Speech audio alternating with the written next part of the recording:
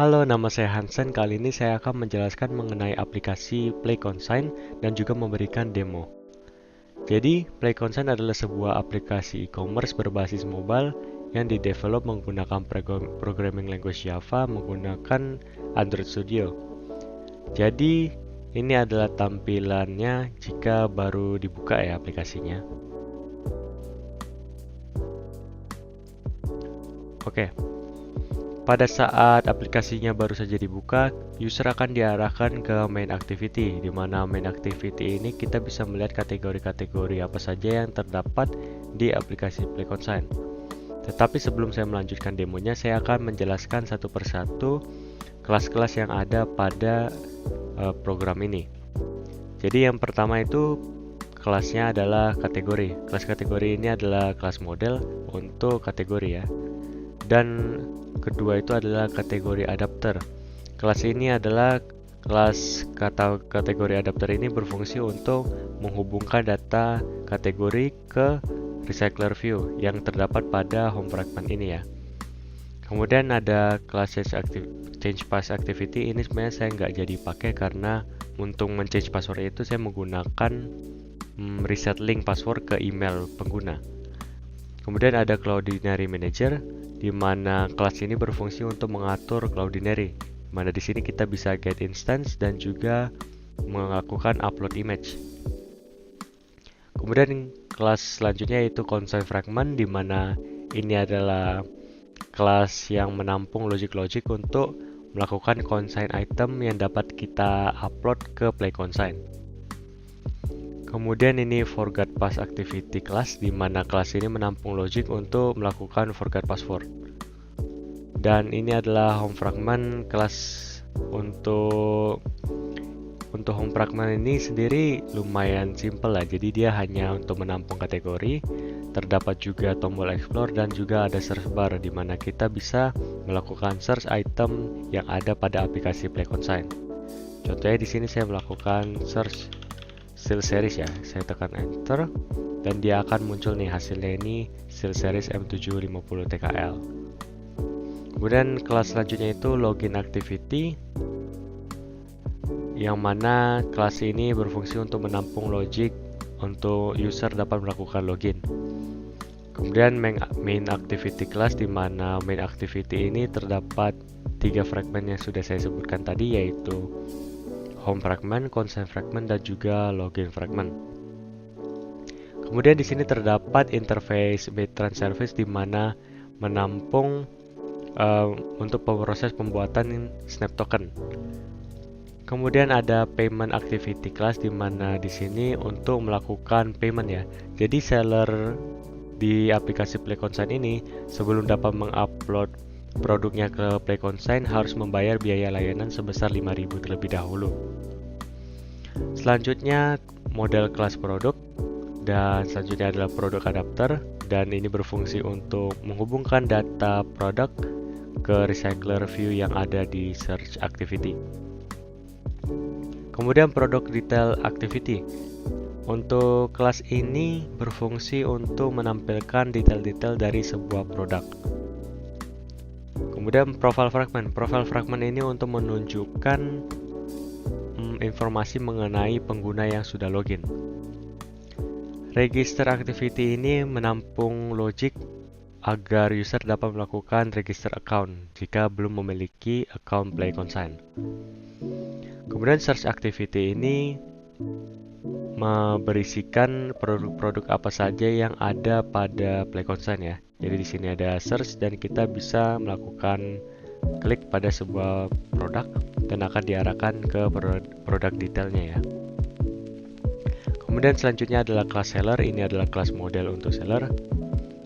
Dan seller register activity class, di mana pada kelas ini menampung logic untuk seller agar dapat memverifikasi dirinya untuk menjadi seorang seller.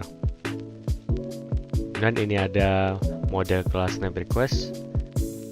Ini juga ada model kelas snap response. Dan ini splash screen activity class, di mana ini untuk menghandle splash screen saat aplikasi baru saja diluncurkan. Kemudian ini ada TNC activity class, di mana kelas ini untuk menampung logic atau untuk berfungsi membuat activity terms and condition-nya. Dan ada update profile activity, di mana kelas ini berfungsi untuk menampung logic agar user dapat melakukan update terhadap informasi profilnya. Kemudian ada update seller activity, ini hampir sama seperti update profile activity, tetapi bedanya ini berfungsi untuk mengupdate informasi mengenai seller. Kemudian di sini ada model kelas user. Oke, langsung saja kita melakukan tes terhadap aplikasinya. Di sini saya besarkan dulu.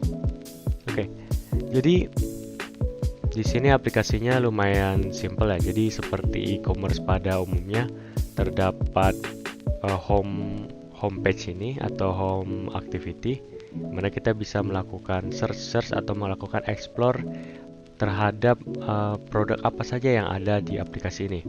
Contohnya saya memilih konsol, ini kategori konsol, kita bisa melihat bahwa akan muncul produk yang memiliki kategori konsol. Jika kita klik, maka akan dibawa ke produk detail activity, di mana di sini terdapat informasi-informasi mengenai produk. Jadi di sini ada harganya, ada namanya, ada kategorinya, ada kondisi, dan juga ada deskripsinya. Kemudian di bawahnya terdapat informasi mengenai penjual dari produk ini, dan terdapat tombol kontak seller, di mana jika kita klik tombol kontak seller, maka kita akan diarahkan ke WhatsApp, di mana sayangnya di emulator ini tidak memiliki WhatsApp, jadi akan terbuka browser ya. Jadi di sini kita bisa langsung mengirimkan pesan ke penjualnya secara langsung dan akan menggenerate message otomatis, di mana hello, I'm interested in your product, can I ask about PlayStation? Di sini harusnya ada 5 ya. Kalau kita refresh. Oke, ini hello, I'm interested in your product, can I ask about PlayStation 5 disc version? Jadi ini langsung kekirim ke nomor telepon penjual. Jadi kalau kita lihat ini, jadi dia langsung ke nih phone, nomor telepon dari penjual 08123, ini nomor telepon dummy ya.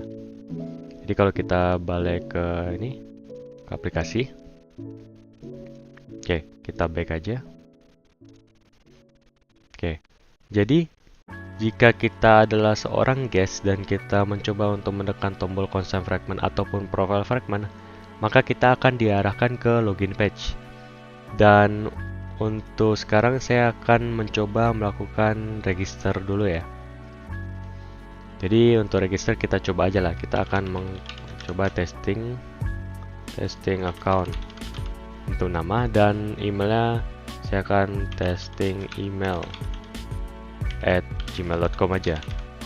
Passwordnya saya masukkan testing 123. Passwordnya confirm password testing 123. Nomor telepon ini kita masukin asal saja ya, 123456789 0. Addressnya kita asal juga, jalan testing account. Dan jika kita register tanpa melakukan cek pada agree, ini akan muncul error ya. Jadi ini harus kita agree terhadap syarat dan ketentuannya. Oke, akan terjadi loading dan akan muncul toast sign up sukses. Oke, setelah melakukan sign up, kita sudah masuk nih ke akun kita. Jadi ini hello testing account, yaitu nama kita, dan di sini kita sudah bisa membuka profile fragment, di mana profile fragment ini memiliki informasi mengenai akun kita, yaitu nama, email, nomor telepon. Dan juga terdapat 2 tombol, yaitu update profile dan change password. Dan pada atas kanan ini terdapat tombol logout. Nah, jika kita mengklik consent fragment, maka akan diarahkan ke seller register activity, yang mana pada activity ini kita diminta untuk memverifikasikan diri kita sebagai seorang seller. Jadi di sini akan bisa masukkan shop name, ID number, city, province, country, dan harus agree juga terhadap terms and condition. Oke, ini saya coba logout dulu. Dan di sini saya akan masuk ke akun saya ya.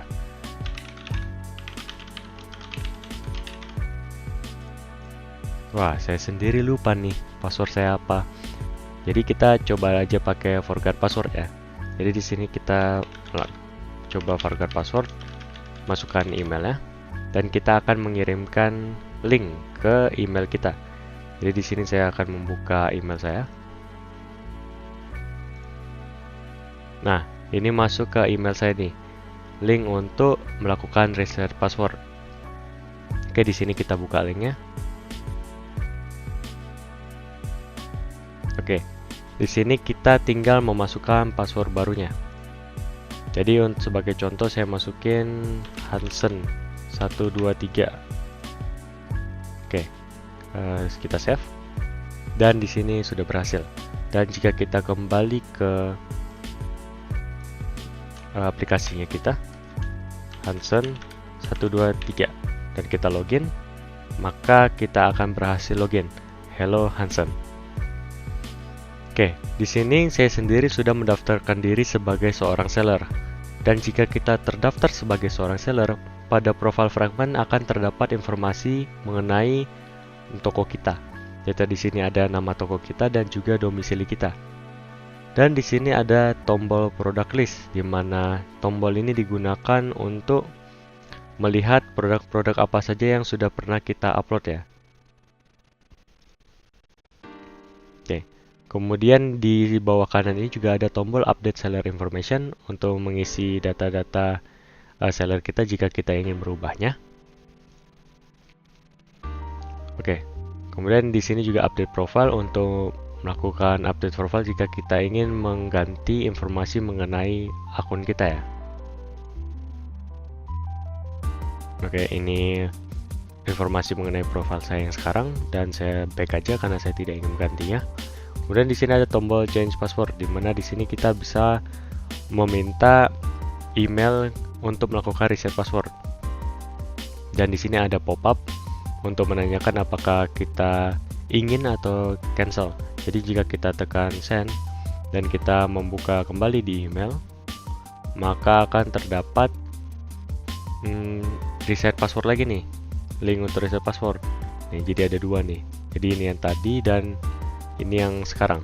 Ini yang sekarang ya, yang bawah. Dan kalau kita buka ya muncul untuk reset password lagi.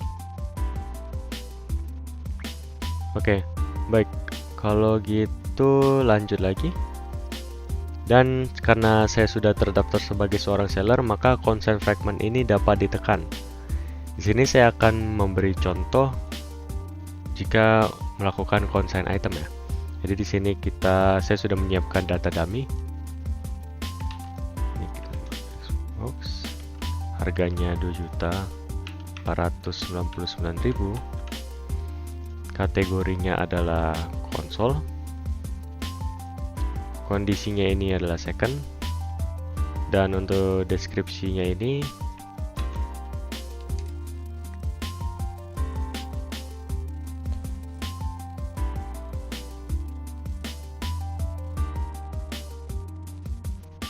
dan kita agree terms and condition ya.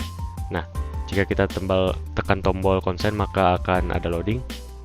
Dan jika loadingnya selesai, maka kita akan diarahkan ke payment activity. Dimana pada payment activity ini kita diminta untuk melakukan pembayaran ya. Jadi di sini saya sendiri akan menggunakan debit card aja ya. Jadi di sini saya sudah menyiapkan nomor kartunya. Untuk Midtrans ini pada mode sandbox ini kita bisa menggunakan nomor kartu palsu yang sudah disediakan oleh Midtrans untuk melakukan testing ya. Jadi di sini 26 dan 123. Oke, payment successful, maka akan kembali redirect dan akan ada toast product consigned successfully. Nah, jika kita lihat lagi ke product list, maka produk yang baru saja kita upload akan muncul nih. Dan jika kita klik akan terdapat informasi mengenai produk yang baru saja kita upload. Oke, selanjutnya kita melihat di sini. Jadi ini adalah GitHub-nya dari aplikasi Plan Consign. Mana di sini ada pada readme-nya ada penjelasan singkat mengenai aplikasi, ada fitur-fitur utamanya, ada penjelasan juga mengenai teknologi apa saja yang digunakan, dan ada tutorial cara untuk melakukan setup dan instalasi project ini. Jadi yang pertama-tama client repository ini bisa dilakukan di terminal Android Studio. Kemudian bind the project to your Firebase account. Jadi kita hubungin akun Firebase kita ke Android Studio kita, ke projectnya. Kemudian kita bisa menambahkan Cloudinary API key-nya. Jadi yang dibutuhkan itu ada Cloudinary Cloud Name, API Key, dan API Secret ke dalam Gradle Properties. Oke, kemudian satu hal yang kita perlukan juga itu adalah backend server untuk Mitrans-nya. Nah, tetapi pada project ini saya sudah mengupload server backend-nya itu ke Railway ya, jadi tinggal digunakan aja. Jadi jika kita buka ini, maka akan muncul message nih, server Mitrans berjalan dengan baik. Oke, kemudian setelah itu kita tinggal sync Gradle files dan build dan bisa dijalankan. Nah, di sini juga terdapat tombol nih untuk jika kita ingin langsung mencoba APK-nya. Jadi kita di sini bisa download ya. Kemudian ini adalah dashboard dari Mitrans, di mana ini masih environment-nya masih sandbox nih untuk melakukan testing, developing project nih. Dan ini ada transactions. Di transactions ini ya berisikan tentang transaction yang sudah terjadi pada aplikasi kita nih. Nah, yang tadi kan ini barusan terjadi nih, dimana kita pakai credit card, sukses nih. Ini adalah Firebase Real-Time Database-nya. Kemudian ini Firebase Authentication yang digunakan untuk sign in, login, register. Dan juga ini adalah hasil dari test lab-nya, di mana saya menggunakan Firebase Test Lab, di mana aplikasi PlayConsent ini sudah dites menggunakan 6 device. Realme GT Neo 3, small phone 4,7 inch, Galaxy A12, medium phone, Galaxy S22 Ultra, dan juga Lenovo tablet P11. Jadi inti dari tes ini adalah untuk menguji responsifnya dari aplikasi PlayConsent ini. Jadi sebagai contoh nih, kita buka dari ini, kita melakukan putar ya. Kita melakukan putar dan dia ini lumayan responsif ya. Jika kita membuka salah satu kategori nih. Nah, jadi dia ini jumlah produk pada Recycler Viewer ini akan menyesuaikan lebar dari layar.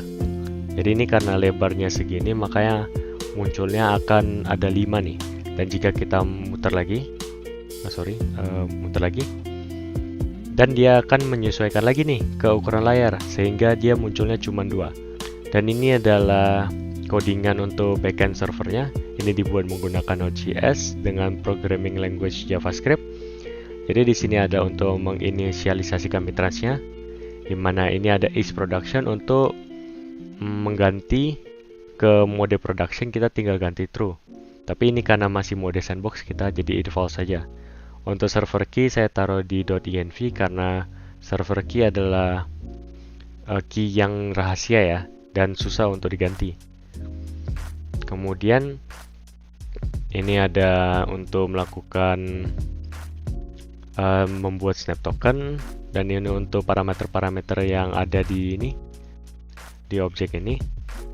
Dan ini message jika kita membuka websitenya secara langsung ya. Jadi ini server Mitrans berjalan dengan baik. Ini sama seperti jika kita membuka langsung nih, server Mitrans berjalan dengan baik. Oke, jadi ini adalah Cloudinary saya. Jadi ini dashboardnya, dan ini kita bisa melihat untuk media-media apa saja yang ada nih pada Cloudinary ini. Oke, dan ini juga Firebase Real-Time Database. Jadi di sini ada informasi-informasi mengenai produk, seller, dan juga user, di mana user ini diambil dari user ID yang sudah terdaftar ya. Oke, saya rasa sekian dari penjelasan saya mengenai aplikasi Play Consign. Nama saya Hansen, terima kasih telah menonton.